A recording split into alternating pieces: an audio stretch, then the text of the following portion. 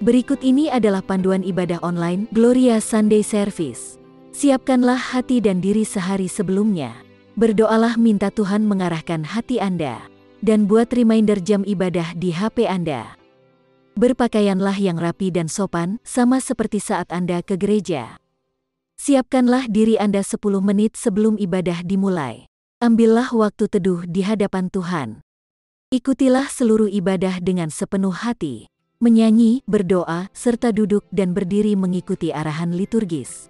Siapkan diri Anda saat persembahan, persiapkan HP untuk scan kris code atau transfer.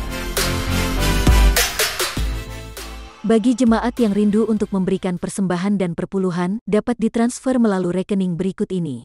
Atau dengan scan kris code menggunakan aplikasi OVO, GoPay, link aja, atau dengan aplikasi M-Banking di HP Anda.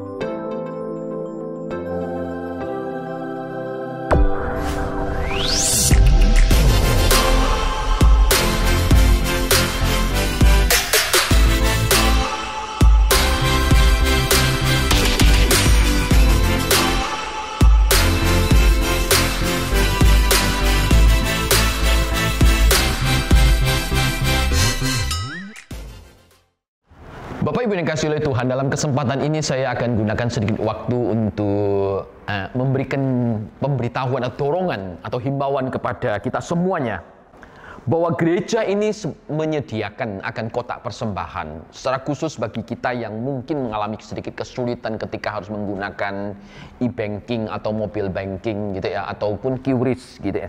Nah, kotak persembahan itu nanti hanya bisa dibuka oleh pihak bendahara majelis gereja saja. Bapak Ibu bisa datang ke gereja pada jam kerja kantor gitu ya, mulai jam 9 pagi sampai nanti jam 4 sore Bapak Ibu bisa ke gereja gitu ya. Di situ ada kotak persembahan yang disediakan. Bapak Ibu bisa, saudara bisa meletakkan persembahan atau memasukkan persembahan ke tempat itu gitu ya. Nanti bisa minta tanda terima tanpa harus menyebutkan jumlah, hanya nanti mungkin akan berapa amplop yang disediakan, apa yang diberikan gitu ya. Dan setelah itu pihak TU nanti yang akan menginfokan ke pihak bendahara gereja dan akan dibukakan gitu ya. Atau Bapak Ibu yang ingin supaya memberikan persembahan tapi juga sulit keluar dari rumah, juga bisa kontak kepada TU di gereja agar kami nanti bisa mengutus petugas dari pihak gereja untuk menjemput atau mengambil persembahan Bapak Ibu dari rumah. Itu segala cara yang kami gunakan agar kita bisa beribadah dan memberikan persembahan dengan lebih leluasa, dengan lebih nyaman. Kiranya Tuhan menolong kita semuanya dan kita belajar terus mendedikasikan yang terbaik bagi Tuhan. Terima kasih untuk dukungan Bapak Ibu selama ini di dalam mendukung pekerjaan Tuhan melalui persembahan yang kita kumpulkan minggu lepas minggu. Tuhan berkati kita semuanya. Amin.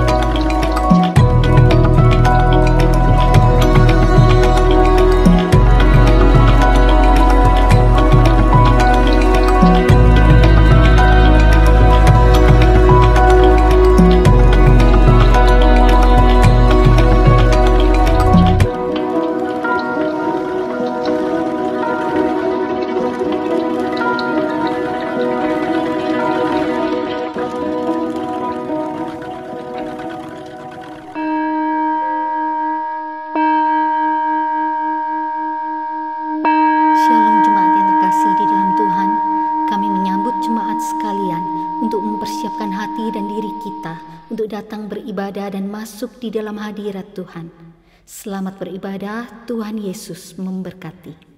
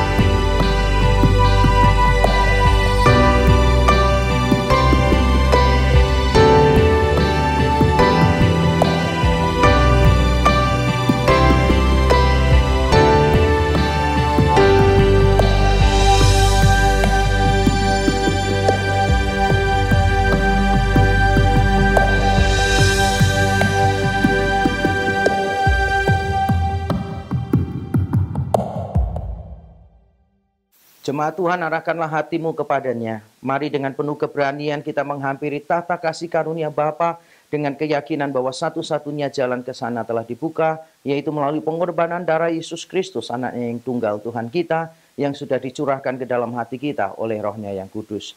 Turunlah atas kita sekalian rahmat, berkat, dan anugerah yang akan menyempurnakan ibadah kita hari ini. Amin.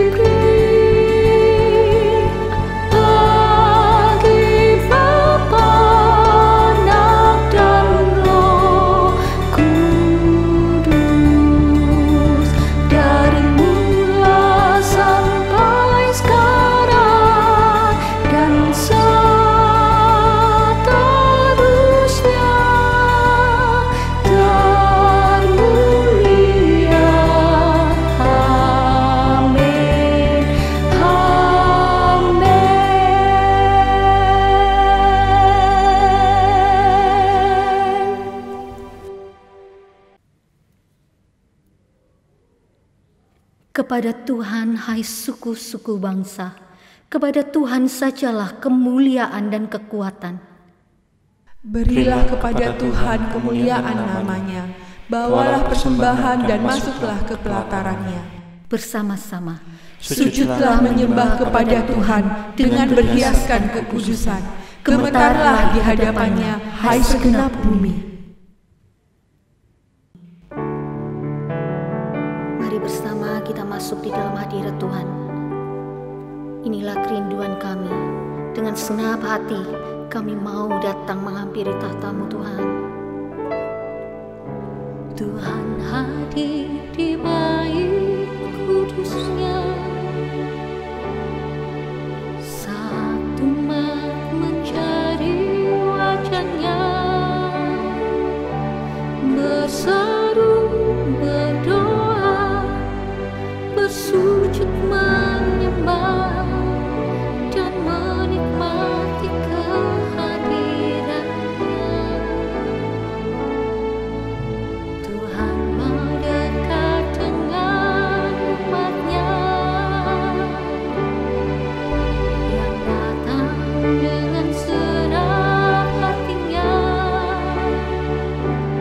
berseru, berdoa, bersujud menyembah dan menikmati kehadiran-Nya.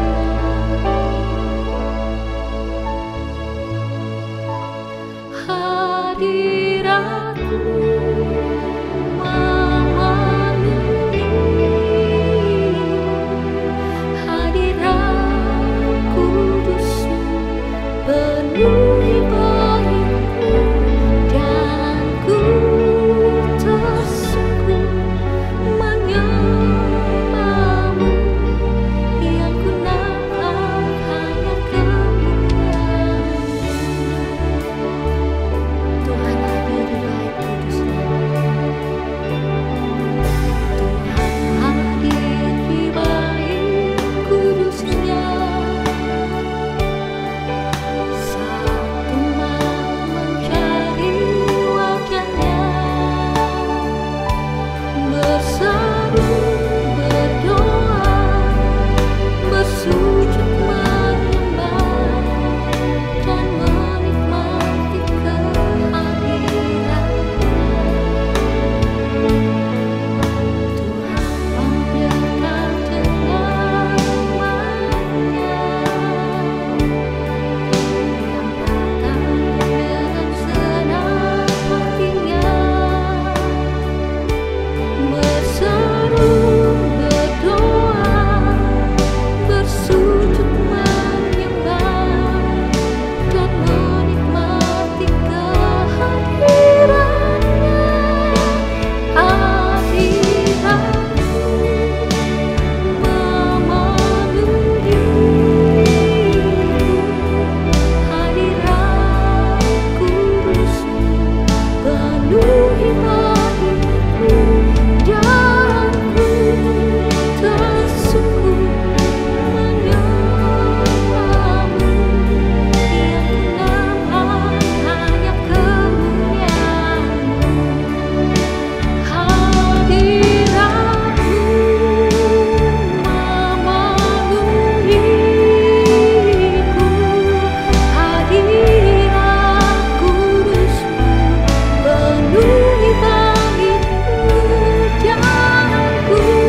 ku tersungkur menyembah-Mu, yang ku nampak hanya kemuliaan-Mu. Hadirat-Mu Tuhan, hadirat-Mu memenuhiku, hadirat kudus-Mu penuhi baik-Mu, dan ku tersungkur menyembah-Mu, yang ku nampak hanya kemuliaan-Mu. Hadirat-Mu memenuhiku, hadirat kudus-Mu penuhi baik-Mu, dan ku tersungkur menyembah-Mu, yang ku nampak hanya kemuliaan-Mu, dan ku tersungkur menyembah-Mu, yang ku nampak hanya kemuliaan-Mu, dan ku tersungkur menyembah-Mu, yang ku nampak hanya kemuliaan-Mu.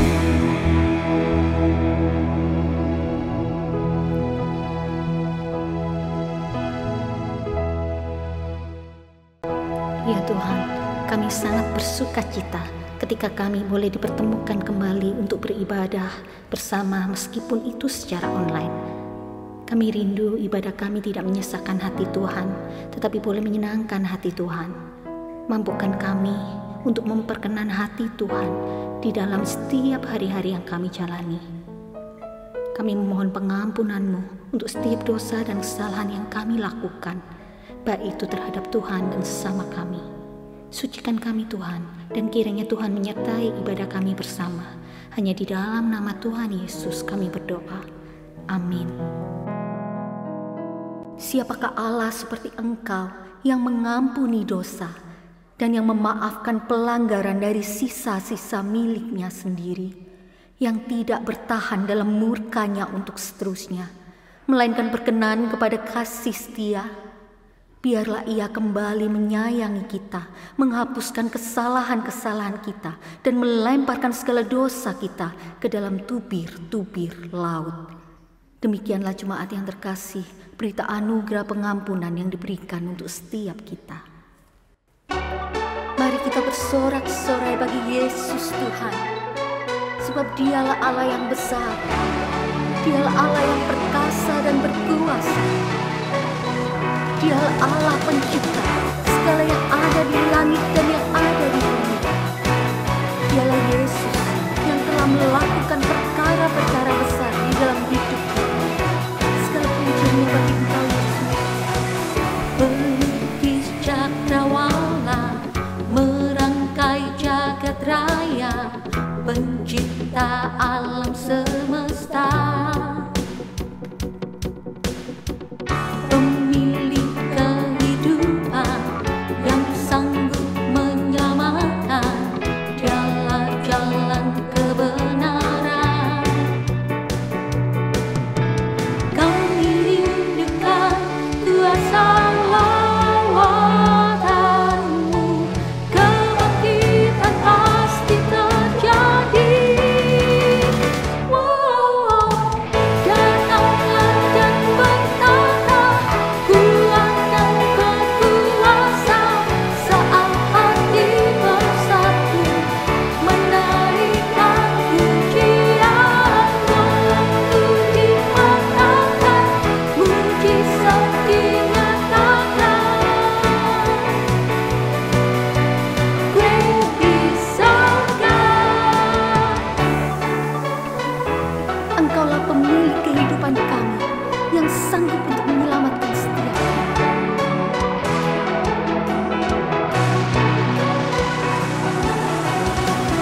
Pemilik kehidupan yang sanggup menyelamatkan, dialah jalan kebenaran.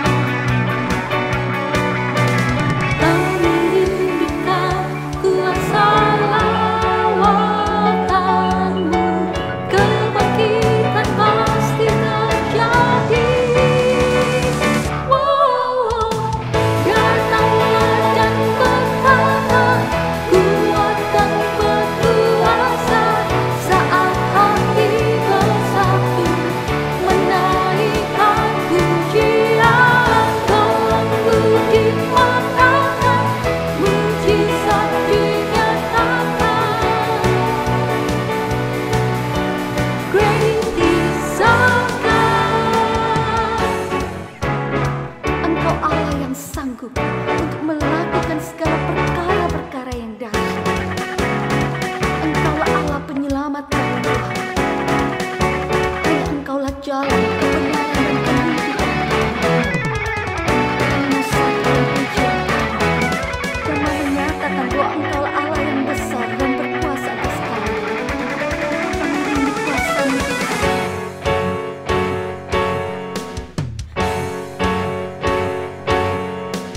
Kami rindukan kuasa lawatan-Mu, kebangkitan pasti terjadi. Datanglah dan bertata, kuat dan berkuasa, saat hati bersatu, menaikkan pujian. Waktu dimatakan, mujizat dinyatakan. Great is our God. Mari berikan sorak-sorai bagi Tuhan kita Yesus. Firman Tuhan berkata, segala perkara dapat kutanggung di dalam Dia yang memberi kekuatan kepadaku.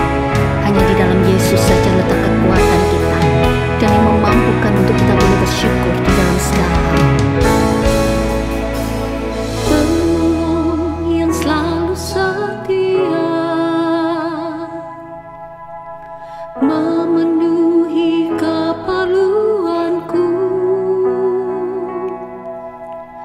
Tak pernah Dia mengecewakan.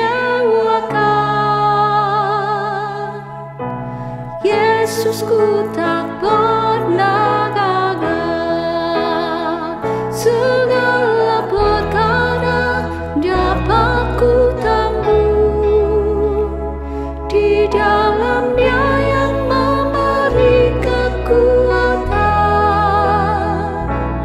Tuhan Yesus menolong dan sahabat. Tetap percaya, Tuhan setia.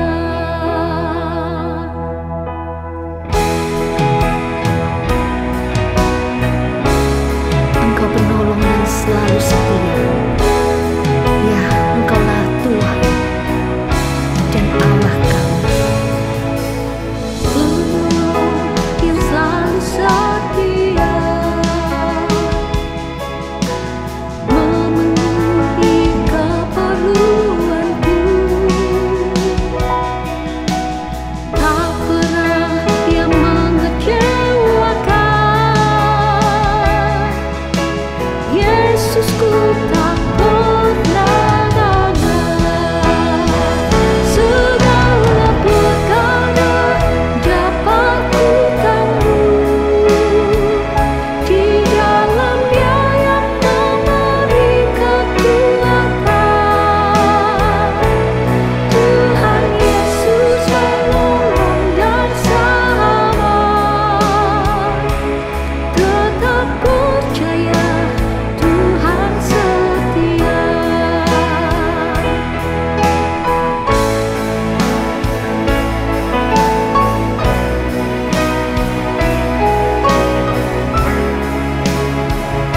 Terima kasih ya Yesus, Engkau penolong dan sahabat terbaik kami. Mari bersama-sama kita pujikan. Segala perkara dapat kutanggung di dalam Dia yang memberi kekuatan. Segala perkara dapat kutanggung di dalam Dia yang memberi kekuatan. Tuhan Yesus menolong dan sahabat. Tetap percaya, Tuhan setia. Segala perkara dapat kutanggung di dalam Dia yang memberi kekuatan. Tuhan Yesus menolong dan sahabat. Tetap percaya, Tuhan setia. Tetap percaya, tetap percaya, Tuhan setia. Tetap percaya, Tuhan setia.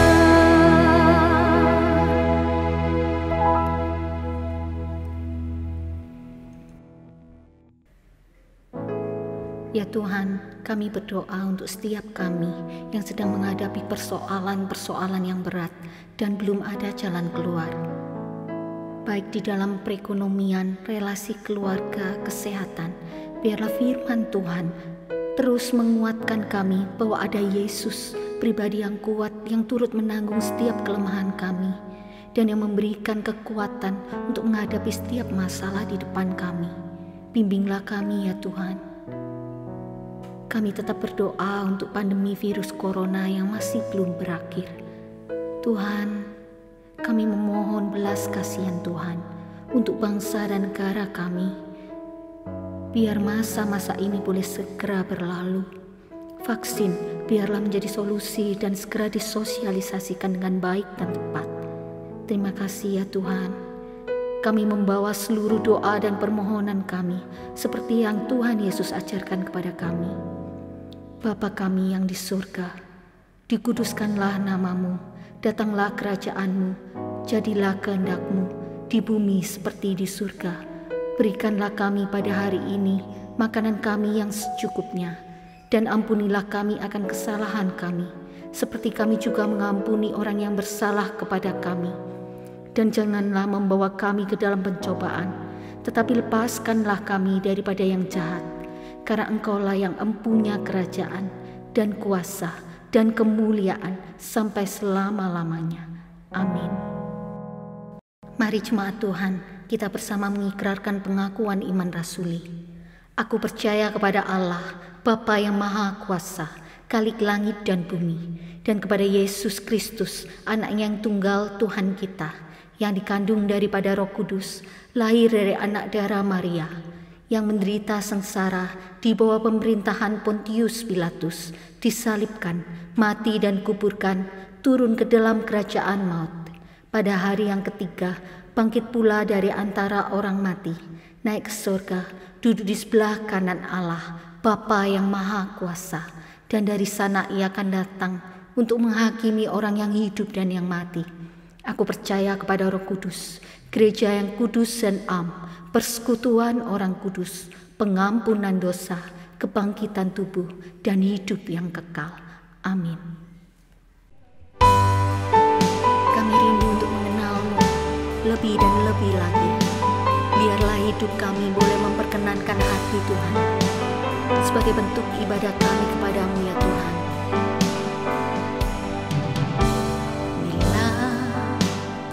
Buka mataku dan lihat wajah-Mu, ku terkagum bila ku lihat hidupku dan karya tangan-Mu. Ku tersanjung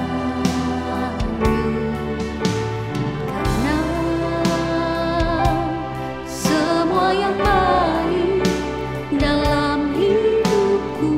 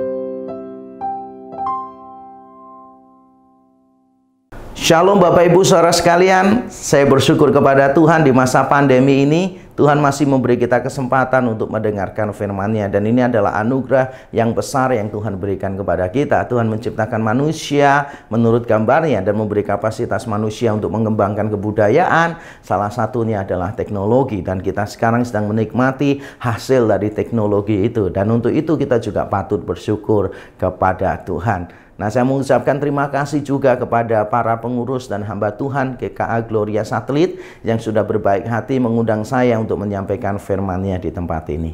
Dan sebelum mendengarkan firman, mari kita berdoa terlebih dahulu. Bapa di surga, kami bersyukur kepadamu karena Tuhan memberi kami kesempatan untuk mendengarkan suara-Mu. Tuhan tahu betapa lemahnya kami dan betapa membutuhkan kami terhadap firman-Mu ya Tuhan. Tanpa firman-Mu kami akan sesat, tanpa firman-Mu kami akan berkeliaran ke sana kemari mencari sesuatu yang tidak pasti dan ujung-ujungnya akan membawa kepada kekecewaan. Tapi kami bersyukur Engkau selalu mengumpulkan kami dan memperdengarkan suara-Mu.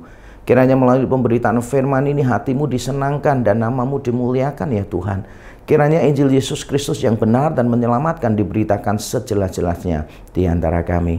Terima kasih untuk semuanya ini. Sampaikan isi hatimu kepada kami. Kami siap untuk mendengar di dalam Kristus Yesus Tuhan. Amin.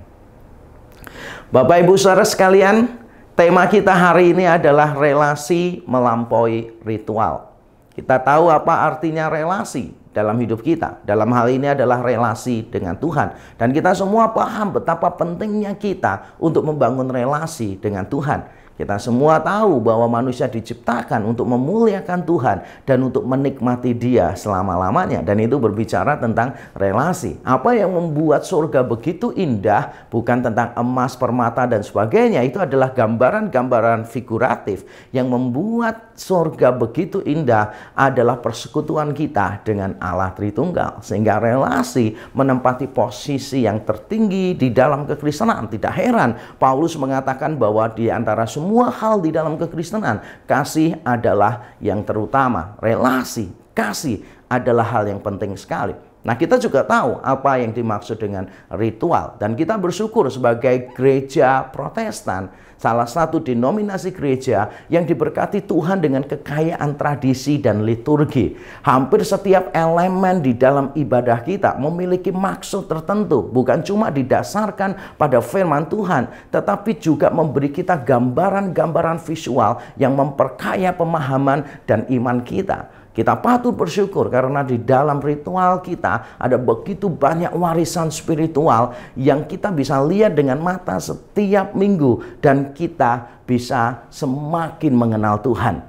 Tapi sayangnya antara relasi dan ritual seringkali menjadi musuh bebuyutan. Ada orang-orang tertentu yang menekankan relasi tanpa peduli dengan ritual. Ibadah mereka tidak ada aturan dalam tanda kutip. Ya pokoknya yang penting mereka memiliki hubungan yang intim dengan Tuhan. Tapi di sisi lain ada gereja-gereja yang high liturgy. Liturginya yang luar biasa tinggi banget. Setiap detail diperhitungkan dengan baik, dijaga dengan luar biasa. Tapi ternyata relasi dengan Tuhan malah menjadi nomor sekian. Saya pernah berkhotbah di satu gereja yang liturginya menurut saya cukup kompleks dan sangat baik. Nah, pada waktu saya berkhotbah di sana, mengisi Bible study di sana, saya mencoba berbincang-bincang dengan sebagian pengurusnya dan saya mencoba menguji sejauh mana sih pengurus ini memahami simbol-simbol di dalam ibadah mereka, dan ternyata hampir tidak ada yang memahami simbol-simbol di dalam ibadah gereja itu. Sangat disayangkan karena di dalam ibadah, di dalam ritual kita ada banyak simbol kekristenan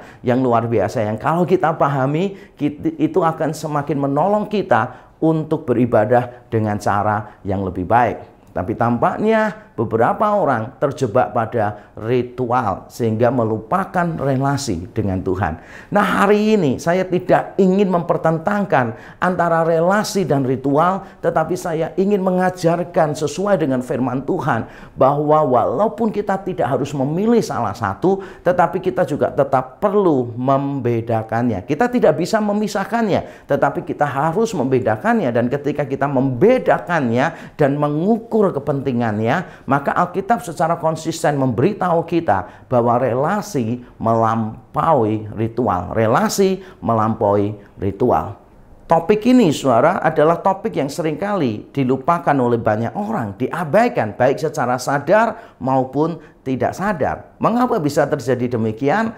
Karena manusia itu adalah makhluk kebiasaan, creatures of habit. Dan saya akan memberikan sebuah kutipan yang cukup terkenal. Mari kita membaca bersama-sama kutipan tersebut. J. Stanley Hall mengatakan demikian. Man is largely a creature of habit, and many of his activities are more or less automatic reflexes from the stimuli of his environment. Yang kalau saya terjemahkan kurang lebih bunyinya adalah manusia itu sebagian besar, ya secara umum manusia itu adalah makhluk kebiasaan, dan banyak dari aktivitasnya sedikit atau banyak merupakan refleks yang otomatis, yang spontan dari rangsangan-rangsangan dari yang muncul dari lingkungan. Saudara, kita ini adalah makhluk kebiasaan.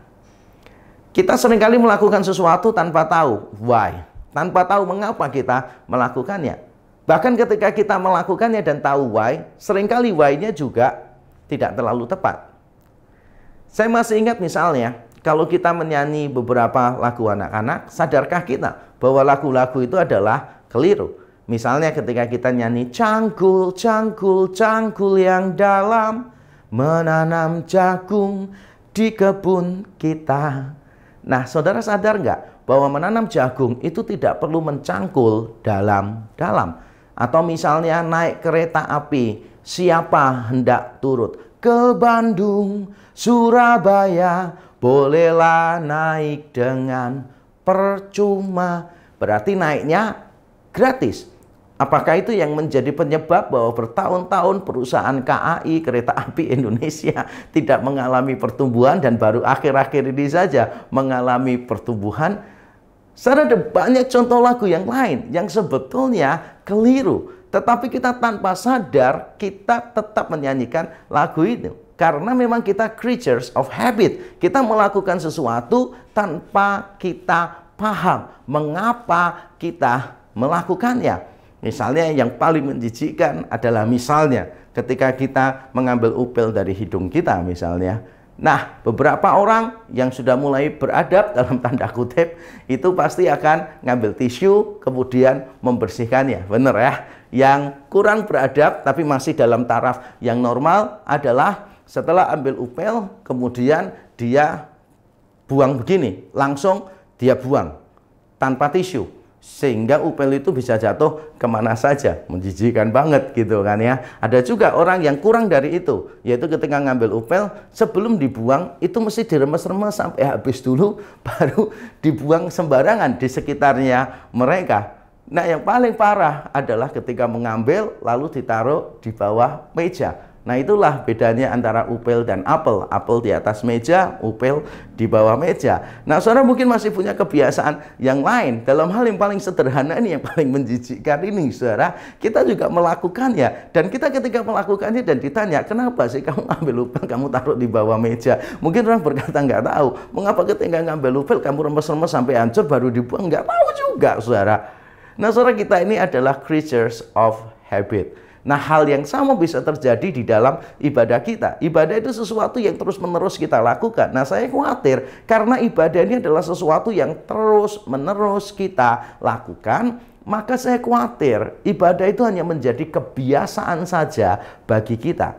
Nah, bagaimana kita bisa mengukur kalau kebiasaan itu benar-benar telah menimpa kita? Kalau ibadah itu hanya menjadi kebiasaan bagi kita. Nah, ukurannya adalah ini salah satunya.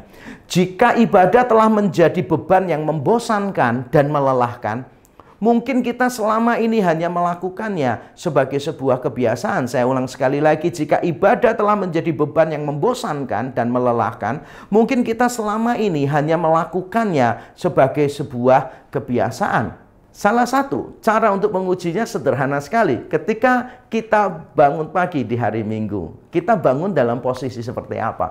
Kita bangun dengan perasaan, aduh harus ibadah lagi gitu. Atau kita bangun langsung berkata, puji Tuhan, hari ini harinya Tuhan, puji Tuhan, bisa ibadah lagi. Apakah itu yang ada di dalam hati kita?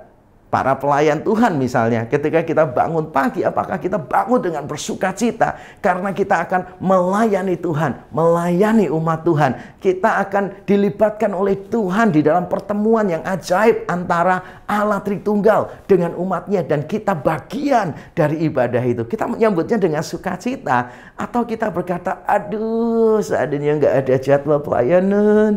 Aduh kepengen liburan, kepengen tidur seharian kok nggak bisa-bisa gitu.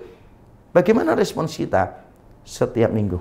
Ketika kita mengikuti ibadah, apakah ada kegairahan yang besar di dalam hidup kita? Atau kita merasa kebosanan yang luar biasa?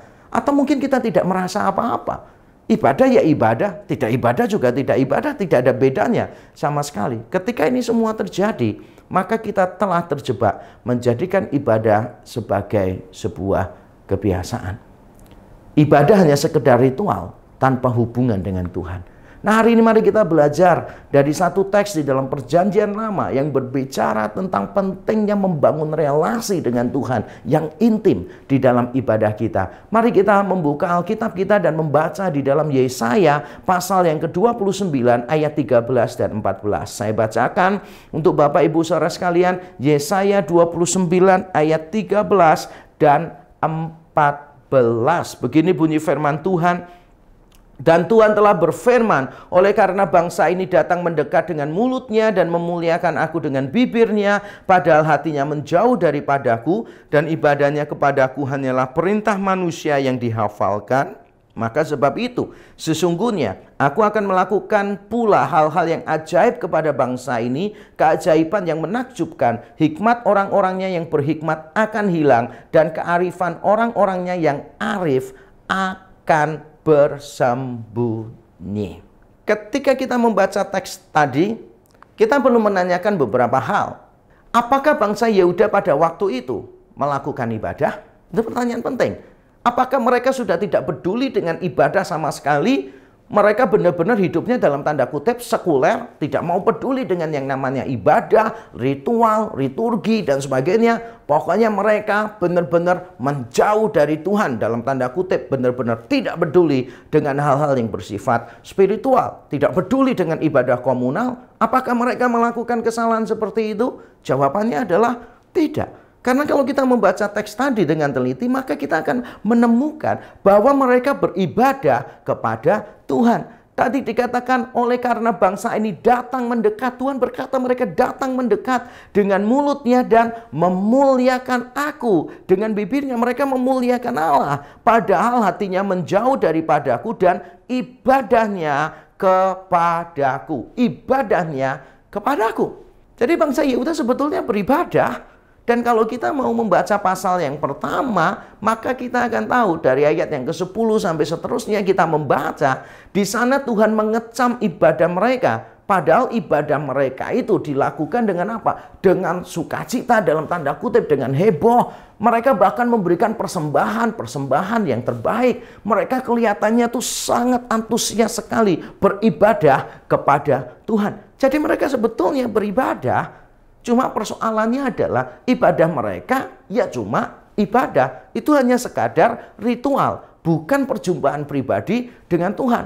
Sebab kalau ibadah menjadi perjumpaan pribadi dengan Tuhan, maka ibadah akan menjadi pertemuan yang mengubahkan. Saya ulang sekali lagi, jika ibadah menjadi pertemuan pribadi dengan Tuhan, maka ibadah akan menjadi pertemuan yang mengubahkan. Kalau ibadah hanya sekedar ritual, maka tidak akan ada kuasa perubahan apapun di dalam diri seseorang. Orang-orang itu datang di dalam ibadah, berpartisipasi di dalam ibadah, itu hanya sekadar pertunjukan saja, performance yang ada di panggung, dan mereka menjadi penikmat dari performance itu. Tidak ada relasi yang mengubahkan di sana. Dan itulah yang terjadi dengan bangsa Yehuda. Mereka beribadah, ibadahnya heboh banget. Mereka membawa korban juga tidak main-main. Mereka memberikan korban yang kelihatannya memang ya seperti itu. Korban-korban yang tidak jelek. Korban-korban yang luar biasa, dan antusiasme mereka di dalam ibadah masih terlihat dengan jelas. Tapi persoalannya adalah sekali lagi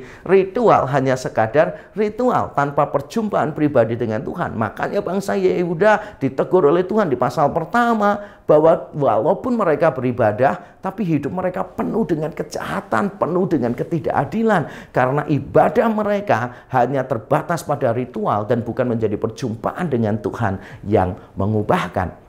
Nah, saudara, kita juga perlu bertanya pertanyaan lain. Apakah bangsa Yehuda ketika mereka beribadah seperti tadi, apakah mereka beribadahnya itu sembarangan atau mereka beribadahnya itu melalui aturan-aturan tertentu?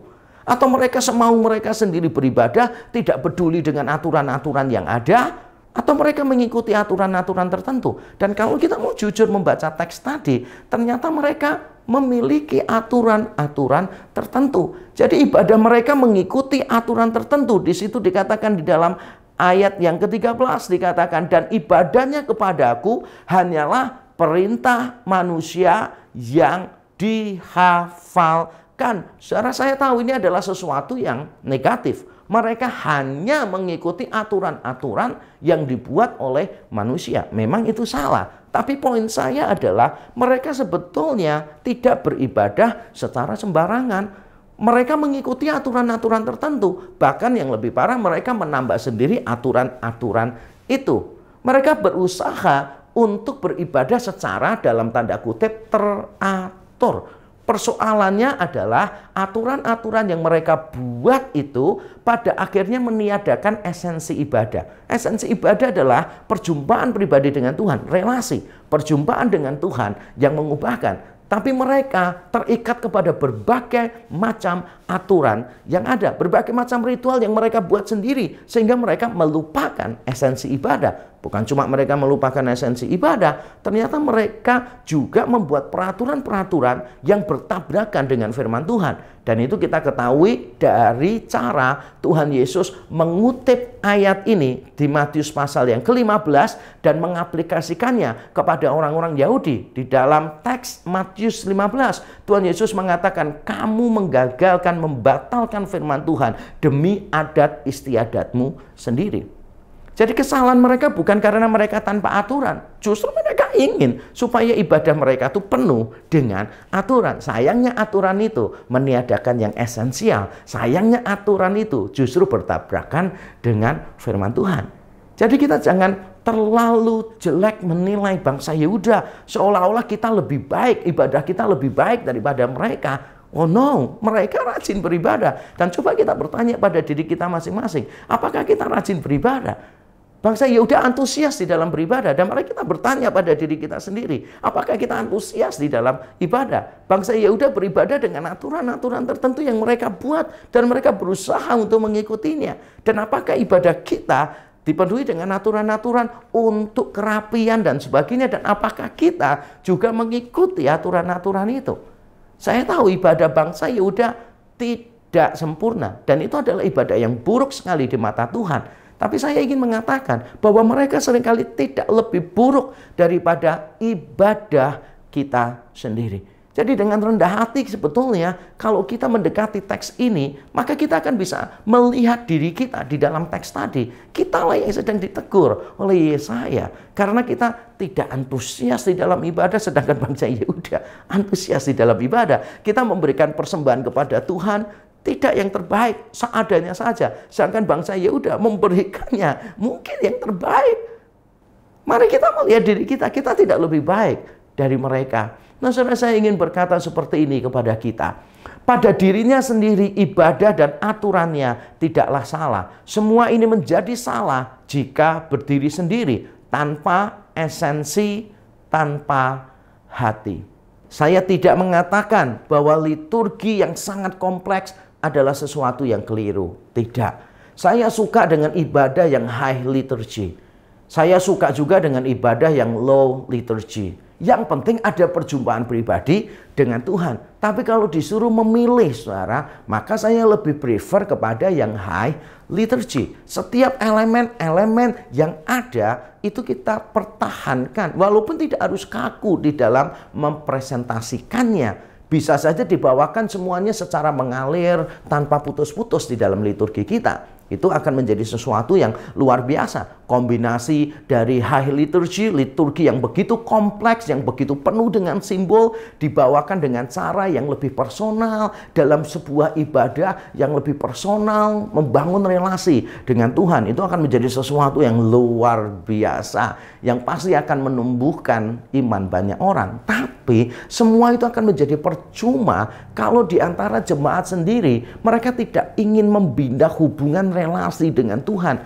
Itu akan menjadi percuma kalau semua esensi ibadah pada akhirnya dilupakan oleh orang. Dan saya masih ingat, saudara, beberapa tahun yang lalu saya diminta khotbah di satu gereja. Dan kebiasaan di gereja itu ini terjadi di luar kota Surabaya, saudara. Dan kebiasaan di gereja itu, saudara, kalau mengundang orang khotbah, maka pendetanya itu juga harus memimpin liturgi. Jadi harus memimpin pujiannya sekaligus khotbah. Dan ada beberapa gereja kan memang melakukan seperti itu. Nah, suatu ketika saya memimpin dan saya melakukan sebuah kesalahan, yaitu pada saat pengakuan dosa, saya tuh salah membaca liturginya. Padahal saya sudah persiapan sebelumnya, tapi saya salah. Seharusnya pada waktu pengakuan dosa, jemaat itu duduk.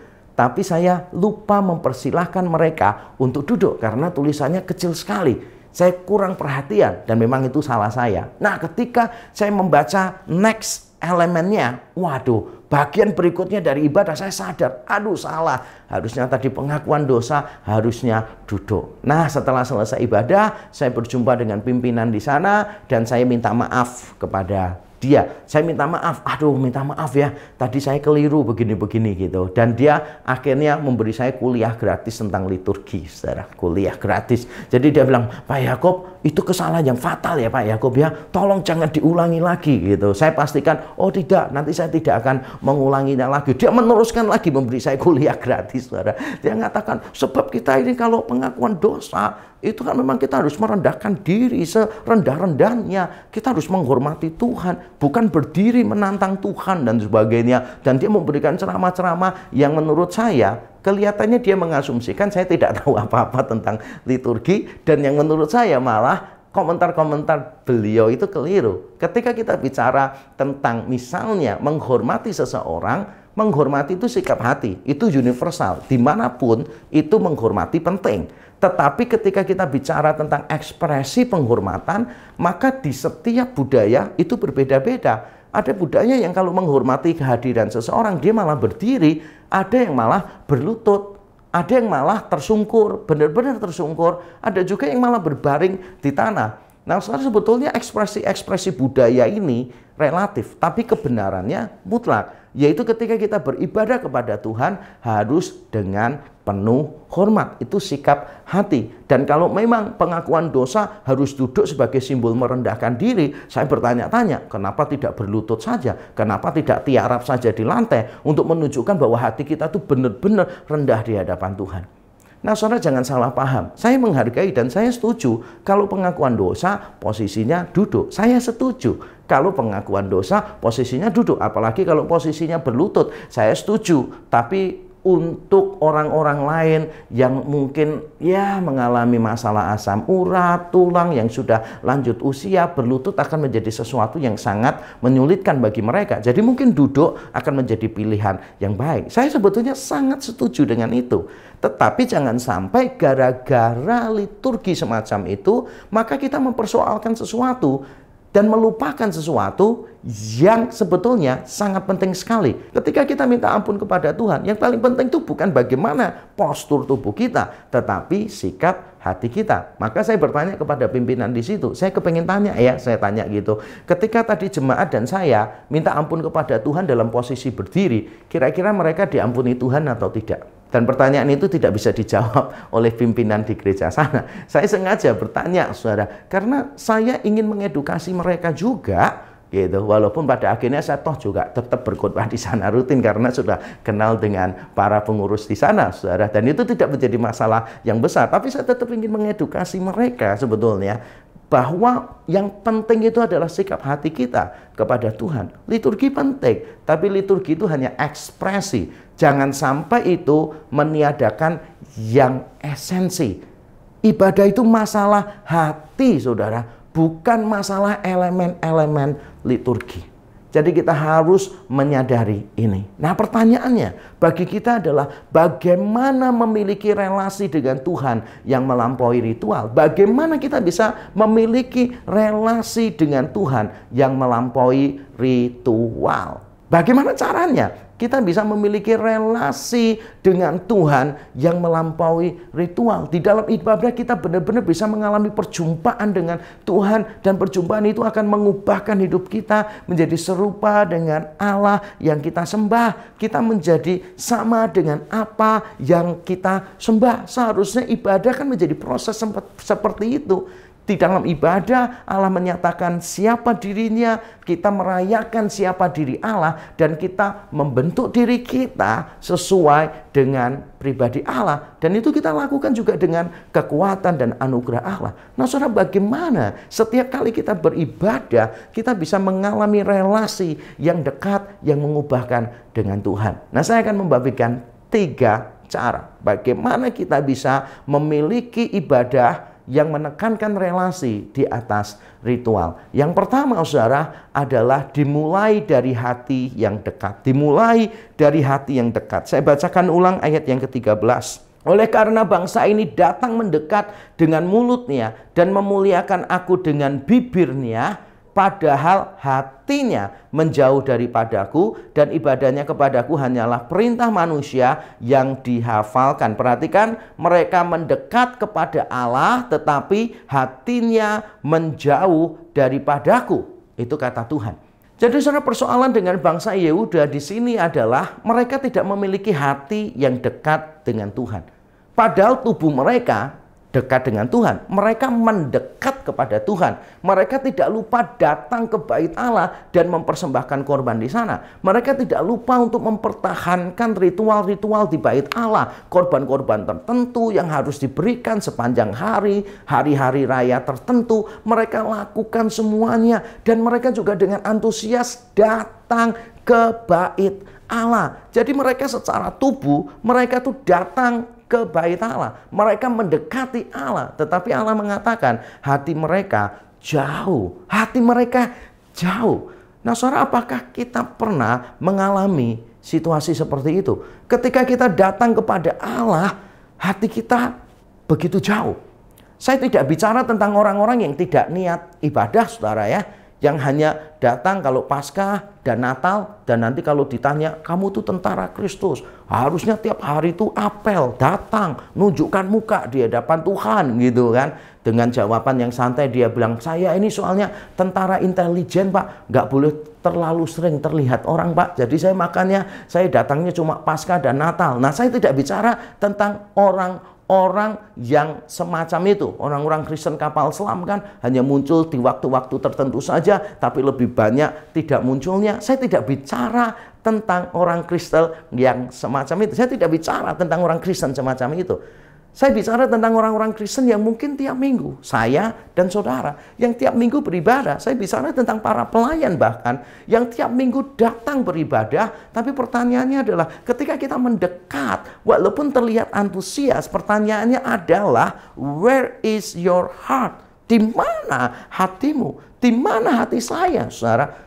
Ketika saya mendekat kepada Allah, apakah saya mendekat dengan hati saya, ataukah saya mendekat hanya dengan kebiasaan saya, hanya dengan tubuh saya, hanya dengan suara saya, dan tidak ada kedekatan sama sekali dengan Tuhan? Saya tidak merasakan hubungan yang intim dengan Tuhan.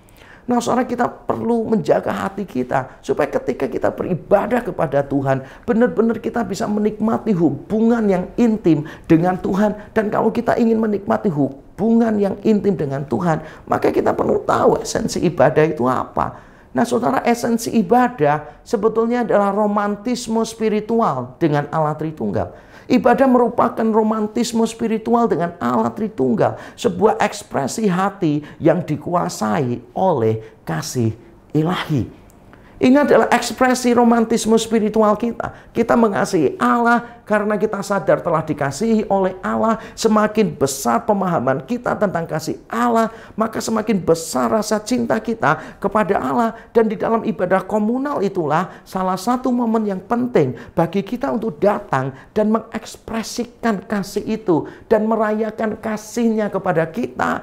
Di dalam ibadah Allah mengundang kita untuk mengingat bahwa Dia adalah pencipta, penebus, pemelihara yang mengasihi kita. Dan untuk semua tindakannya itu kita bersyukur kepada Tuhan. Dan disitulah di dalam ibadah bersama kita menyampaikan ungkapan-ungkapan hati kita kepada Tuhan. Betapa kita merindukan Tuhan, seperti pemazmur mengatakan, seperti rusa yang haus, yang merindukan air, demikian jiwa kita rindu kepada Tuhan. Sama seperti pemazmur juga mengatakan bahwa dia sangat menginginkan rumah Tuhan, berada di halamannya saja itu jauh membawa sukacita daripada ribuan tahun di tempat lain, di tempat pesta, di tempat yang menjanjikan begitu banyak gegap gempita dan kegembiraan. Pemazmur mengatakan, aku lebih memilih sehari ada di halaman rumah Tuhan, karena itu sudah bisa membuat hatinya bersukacita. Kenapa bersukacita? Karena dia sadar bahwa di dalam ibadah dia merayakan semua kebaikan Tuhan di dalam hidupnya. Secara ibadah yang melampaui ritual, ibadah yang benar-benar menempatkan relasi pada tempat yang tertinggi adalah ibadah yang dimulai dari hati yang dekat. Dan hati yang dekat hanya bisa tercipta dari pemahaman yang tepat tentang seberapa besar kasih karunia Allah bagi kita. Hanya orang-orang yang sadar betapa dia dicintai, orang itu bisa mencintai Tuhan. Dan hanya orang yang mencintai Tuhan yang akan antusias di dalam ibadah kepada Tuhan.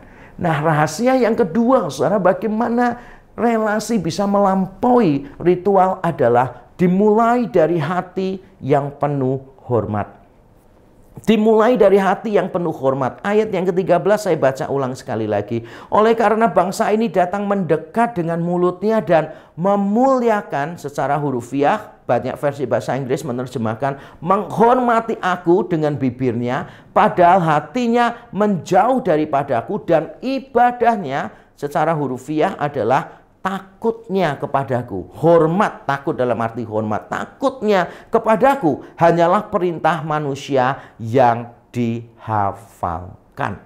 Secara ibadah itu berbicara tentang memuliakan Allah, atau secara hurufiah menghormati Allah. Ibadah itu tentang menghormati Allah. Dan ibadah itu adalah tentang takut kita kepada Allah. Takut bukan karena kita gemetaran, khawatir akan menerima hukuman. Bukan. Takut dalam arti, sekali lagi, hormat kita kepada Allah. Jadi kita memiliki sikap hati yang hormat karena kita tahu kepada siapa kita beribadah, yaitu kepada pencipta. Dan kita ini adalah ciptaan. Kita adalah ciptaan. Dia adalah pencipta. Dia adalah penebus kita, dan kita adalah objek tebusan yang tidak berharga, tapi dibayar dengan harga tebusan yang sangat mahal. Kita tahu kita ini adalah ciptaan makhluk yang terbatas, yang sangat lemah sekali, tapi kita bisa beribadah kepada Allah pemelihara hidup kita yang berdaulat atas segala sesuatu dan atas seluruh semesta.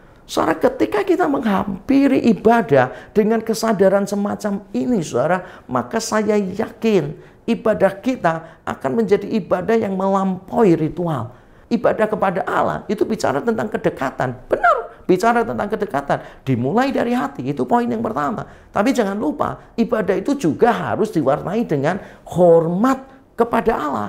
Bahwa kita dengan Allah itu berbeda. Bahwa Dia itu pencipta dan kita ini ciptaan. Atau dalam bahasa teologi, tidak usah dihafalkan ya, karena hidup kita sudah cukup sulit di masa pandemi ini. Atau dalam istilah teologi saya mau mengatakan begini, di dalam ibadah kita melihat imanensi Allah. Allah itu imanen, dekat dengan kita.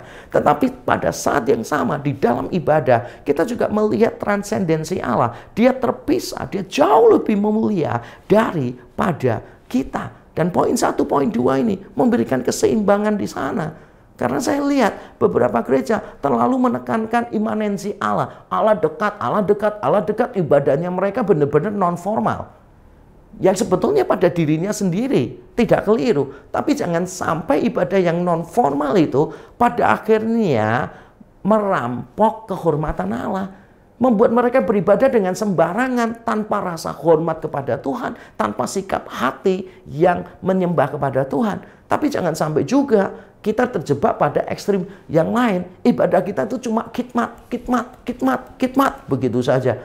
Hormat kepada Tuhan, hormat kepada Tuhan. Sehingga menjadi ibadah yang kaku, menjadi ibadah yang kurang personal, menjadi ibadah yang cuma kelihatannya megah, tetapi tanpa relasi yang dekat dengan Tuhan. Nah, saya ingin berkata demikian, penghormatan ilahi adalah masalah hati, bukan liturgi.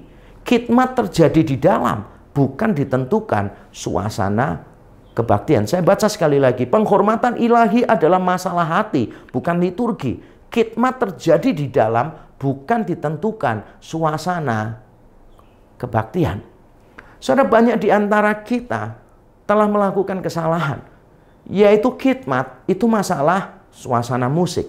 Khidmat itu masalah ambience di dalam ibadah.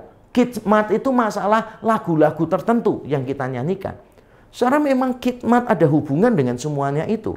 Tetapi saya ingin kita melihat esensinya. Khidmat itu sebetulnya terjadinya di dalam.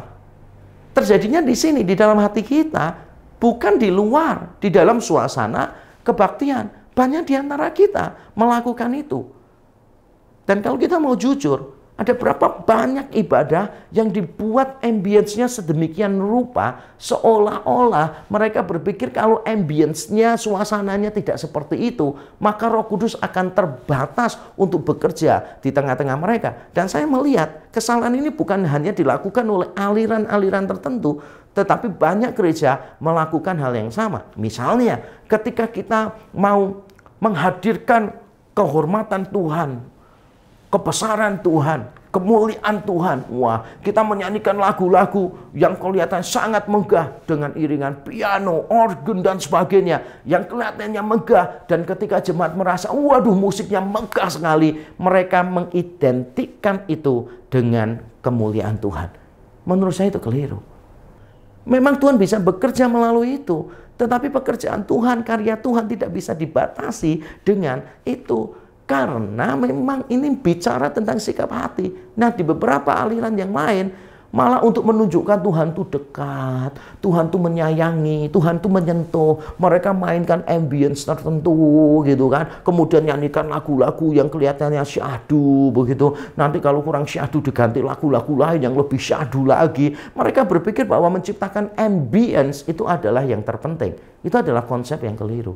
Yang terpenting itu adalah memiliki sikap hati yang hormat kepada Allah, memiliki hati yang dekat dengan Allah, itu yang paling penting. Walaupun menciptakan ambience pada dirinya sendiri tidak salah, tetapi kalau kita terlalu bergantung kepada ambience, maka itu akan menjadi sebuah kesalahan fatal di dalam ibadah kita. Penghormatan kepada Allah terjadi di hati. Dengan kesadaran siapa dia dan siapa kita. Di dalam kemuliaannya kita melihat kehinaan kita. Percuma kalau di dalam ibadah kita melihat kemuliaan Tuhan, tapi juga pada saat yang sama masih melihat kemuliaan diri sendiri. Percuma, karena memuliakan Tuhan itu artinya bukan membuat Tuhan lebih mulia. Memuliakan Tuhan itu artinya kita merendahkan diri kita sebagaimana mestinya. Memuliakan Tuhan itu berarti kita menyadari siapa diri kita. Kita merendahkan diri sebagaimana mestinya. Ketika kita memuliakan Tuhan, sekali lagi, kita tidak menambah kemuliaan Tuhan, tetapi kita menempatkan diri kita pada tempat yang seharusnya. Sebagai ciptaan-ciptaan yang lemah, ciptaan-ciptaan yang terbatas. Dan itulah sikap hati yang hormat kepada Tuhan. Rahasia yang ketiga, saudara. Bagaimana ibadah kita bisa melampaui ritual. Bukan cuma dimulai dari hati. Bukan cuma dimulai dari sikap hati yang hormat kepada Tuhan. Tapi yang ketiga, yang terakhir adalah dicapai melalui kekaguman ilahi dan perendahan diri. Ayat yang ke-14 saya bacakan. Maka sebab itu sesungguhnya aku akan melakukan pula hal-hal yang ajaib kepada bangsa ini. Keajaiban yang menakjubkan. Hikmat orang-orangnya yang berhikmat akan hilang. Dan kearifan orang-orangnya yang arif akan bersembunyi. Saudara, di sini Tuhan melakukan sesuatu.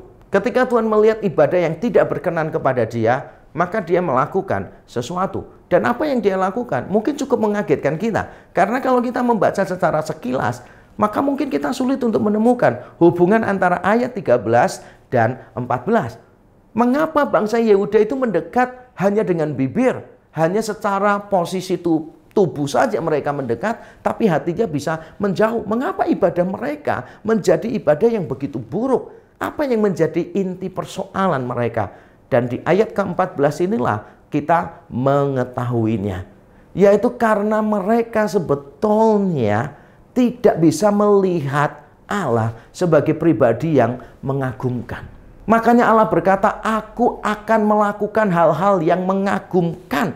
Bahkan Allah menekankan beberapa kali di dalam ayat yang kita baca tadi. Hal-hal yang ajaib dan hal-hal yang mengagumkan diucapkan lagi. 3 kali Allah berkata seperti itu. Dan Tuhan bukan cuma akan menunjukkan siapa dirinya di dalam semua kemegahannya, tetapi Dia juga akan merendahkan orang-orang yang dianggap hebat di antara bangsa Yehuda.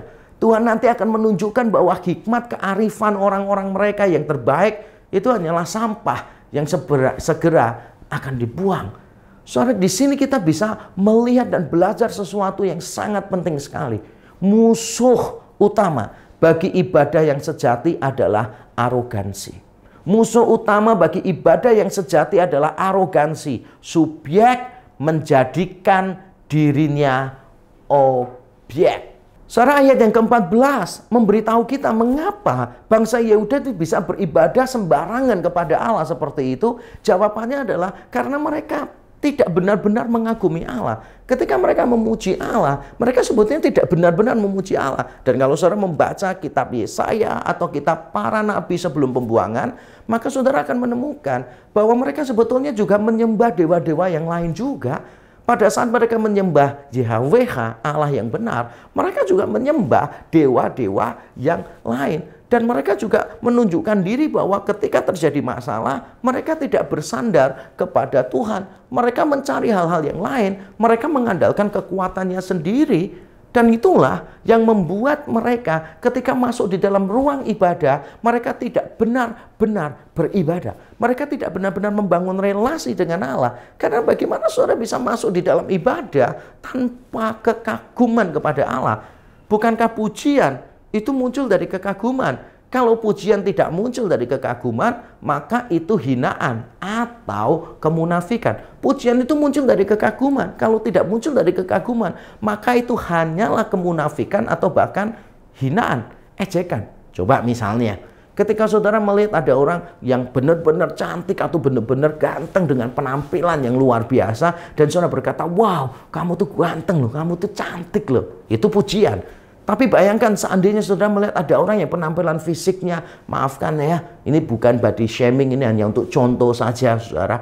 Nah, seandainya kita berjumpa dengan orang yang penampilan fisiknya di bawah rata-rata lah, di bawah 60 begitu, lalu kita mengatakan, kamu tuh cantik loh, luar biasa, kamu tuh ganteng loh, luar biasa. Maka orang itu akan menangkap itu bukan sebagai pujian, tetapi sebagai ejekan. Saudara, pujian kita tidak akan punya arti tanpa kekaguman kepada Allah. Sekali lagi, pujian tanpa kekaguman hanyalah kemunafikan atau hinaan kepada Allah. Dan bangsa Yehuda tampaknya melakukan itu. Mereka tampaknya bergantung kepada diri sendiri. Mereka merasa dirinya berhikmat, bisa melakukan banyak hal tanpa Tuhan kok. Mereka bisa mengatakan bahwa ya memang tanpa Tuhan pun hidup juga akan sama seperti ini. Tapi ketika di dalam ibadah mereka ya cuma kemunafikan begitu. Mungkin mereka menyanyikan pujian kepada Tuhan, tapi mereka tidak sungguh-sungguh mengekspresikan kebergantungan mereka kepada Tuhan. Ketika mereka berdoa, mereka tidak menyandarkan diri di dalam doa itu kepada Tuhan. Doanya cuma doa. Doanya cuma ritual saja, tapi mereka mungkin berkata bahwa kalaupun Tuhan tidak menjawab juga no problem, kita bisa kok melakukan sendiri. Kita punya kok banyak orang-orang kaya, banyak orang-orang arif, banyak orang-orang pintar di antara kita. Makanya tadi di ayat yang ke-14 Tuhan mengatakan, aku akan menunjukkan kekaguman kepada mereka. Betapa mengagumkannya aku di depan mereka. Aku akan melakukan hal-hal yang mengagumkan, hal-hal yang ajaib di depan mereka, supaya mereka tuh bisa melihat Tuhan dan menghargai Tuhan. Dan keajaiban yang Tuhan maksud kali ini sangat ironis sekali. Yaitu apa yang selama ini mengagumkan bagi bangsa Yehuda, yaitu orang-orangnya yang arif, yang berhikmat, para penasihat raja yang dianggap super brilian, itu semua yang akan dibuat menjadi manusia bodoh. Secara musuh utama di dalam ibadah yang sejati adalah arogansi diri. Kita datang di dalam ibadah tanpa menyadari bahwa kita adalah makhluk yang terbatas, yang berdosa, yang hina, yang tidak bisa melakukan apapun. Kita datang ibadah tanpa menyadari bahwa ibadah itu adalah undangan beranugerah dari Tuhan, yang ingin supaya kita, ciptaan-ciptaan yang tidak layak ini, yang sudah dilayakkan oleh darah Kristus di atas kayu salib, kita bisa menikmati persekutuan dengan Allah Tritunggal secara akrab. Saudara, bagaimana cara kita beribadah selama ini? Apakah kita mendekat dengan hati yang dekat, benar-benar menyadari bahwa kita telah dikasihi begitu rupa, dan ibadah menjadi ekspresi romantisme spiritual kita dengan Allah?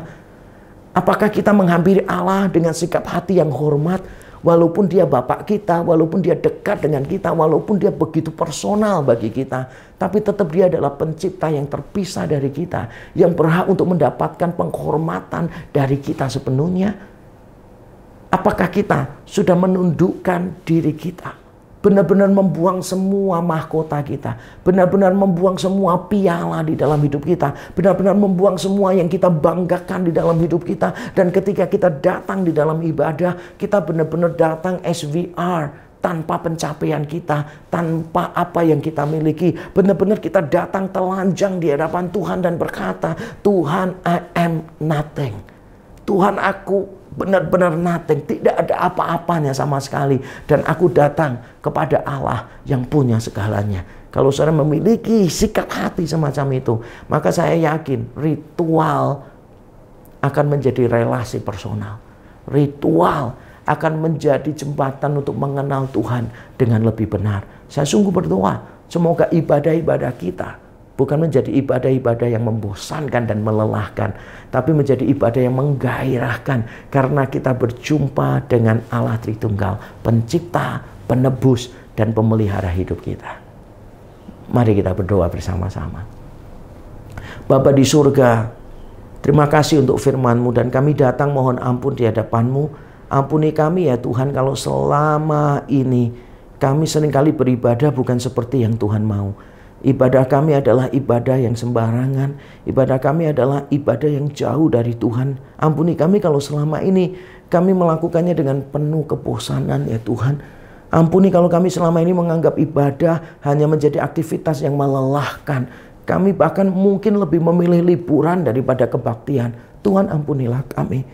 Ampuni kami juga kalau selama ini kami rutin beribadah. Bahkan mungkin kami menjadi pelayan ibadah, tapi hati kami jauh dari Tuhan. Mungkin kami peduli dengan berbagai macam elemen liturgi yang begitu kompleks, yang begitu indah, tapi hati kami tidak peduli dengan kehadiran-Mu di dalam ibadah. Tuhan, ampunilah kami. Siapapun kami yang mendengar firman ini, kiranya Tuhan beranugerah, Roh Kudus kiranya mengerjakan hati kami, sehingga kami bisa memberi ibadah yang menyenangkan hati Tuhan. Terima kasih, terpuji nama-Mu. Di dalam Kristus Yesus kami berdoa dan mengucap syukur. Amin.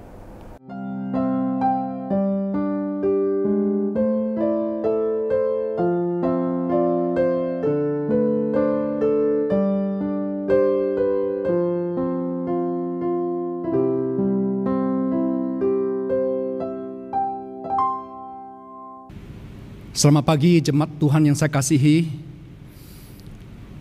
Saya ingin mewakili majelis dan hamba Tuhan GKA Gloria menyampaikan beberapa pengumuman. Yang pertama tentang pengunduran pemilihan majelis. Pada bulan September tahun 2020, Jemaat Gloria seharusnya mengadakan pemilihan majelis untuk periode 2021 sampai 2023. Sayang, pemilihan ini terpaksa dimundur karena keadaan belum mengizinkan. Mari kita berdoa dan berharap agar keadaan tahun depan lebih baik sehingga kita bisa mengadakan pemilihan majelis. Yang kedua, tentang kebaktian emeritasi dan penabisan pendeta. Kami ingin mengingatkan Jemaat Gloria untuk mendoakan dan juga mengikuti kebaktian emeritasi Pendeta Andriko dan penabisan pendeta untuk penginjil Purwanti dan penginjil Bambang Tejo sebagai pendeta GKA Gloria secara live streaming pada hari Kamis 29 Oktober jam 10 pagi. Jemaat dapat mengikuti kebaktian ini melalui YouTube GKA Gloria atau link-link yang akan dibagikan melalui gereja atau Bajem. Dan ketiga, perjamuan kudus. Bagi jemaat yang belum mengambil roti dan anggur perjamuan kudus di masing-masing TU gereja, bisa segera mengambilnya. Kita akan mengadakan kebaktian perjamuan kudus pada 1 November 2020 di 3 KU, jam 7, jam 9, dan jam 11. Sampai di sini pengumuman dari gereja. Terima kasih. Tuhan memberkati kita.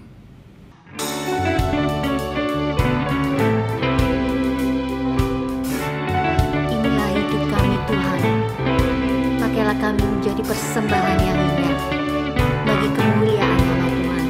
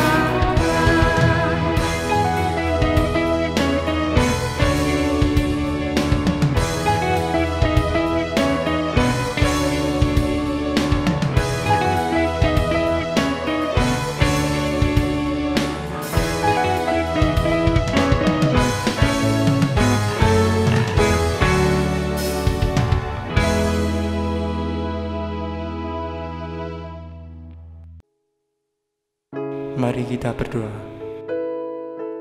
Bapa di dalam surga, kami bersyukur atas kasih setia dan pemeliharaan Tuhan di sepanjang hari-hari yang sudah kami lewati. Dan bersama dengan doa ini Tuhan, kami membawa persembahan syukur kami. Biarlah persembahan ini dapat dipakai untuk mendukung pekerjaan Tuhan melalui gereja kami. Terima kasih Tuhan. Di dalam nama Tuhan kami Yesus Kristus, kami sudah berdoa. Amin. Sebab segala sesuatu adalah dari Dia, dan oleh Dia dan kepada Dia. Bagi Dialah kemuliaan sampai selama-lamanya. Puji Allah Bapa Putra, puji Allah Roh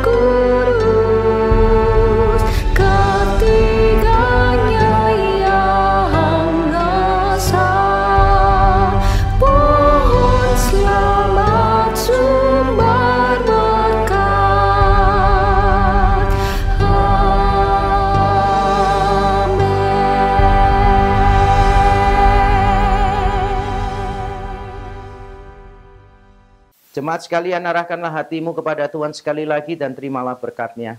Kiranya Bapa di surga memberkati dan melindungi engkau. Kiranya Yesus Kristus menyinari engkau dengan wajah-Nya dan memberi engkau kasih karunia. Kiranya Roh Kudus menghadapkan wajah-Nya kepadamu dan memberi engkau damai sejahtera sekarang sampai selama-lamanya. Terimalah berkat dari Allah Tritunggal ini di dalam nama Tuhan Yesus Kristus.